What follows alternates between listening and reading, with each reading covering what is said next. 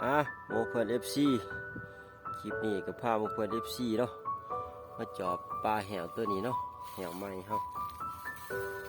แต่เฮ็ดมากับบ่ทันมีหยังถือจักเทื่อเนาะทุกคนมีแต่ลันนี่เนาะแหวอยู่เขื่อนใหม่นี่มื้อนี้มาผู้เดียวเนาะไปติดตามนำกัน3-4 มื้อมาจอบเทื่อนึงเนาะทุกคนบ่ค่อยถือบ่ค่อยลันก็เลยบ่ค่อยได้มาเนาะนะมื้อนี้มาลุ้นนำกันนี่เนาะหลังที่2มาจอบแต่ละเทือก็มีแต่ลันเป่าเนาะ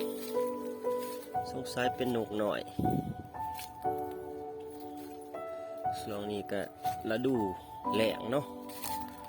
บ่ค่อยมีสัตว์ถือคือยามฝน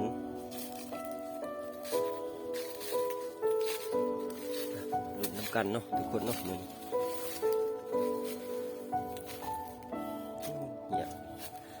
มื้อนี้ย่านบ่มีหัวลังใดลันซั่นเนาะมื้อนี้เนาะ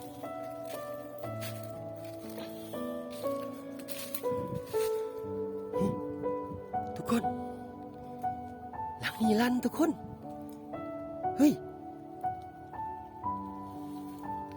โอ้เพื่อน FC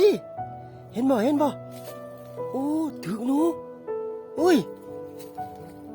นี่ทุกคนโอ้ยหนูยังคือหางยาวเลยโอ้สงสัยหนูไว้แท้ๆทุกคนเฮ้ยนี่เนาะโอ้ยมาแล้วโอ้หนูไว้แท้ๆทุกคนนี่เนาะโอ้มันทุกคนมันนี่เนาะโอ้ยหมู่เพื่อน FC เอ้ยหนูไว้เฮ้ย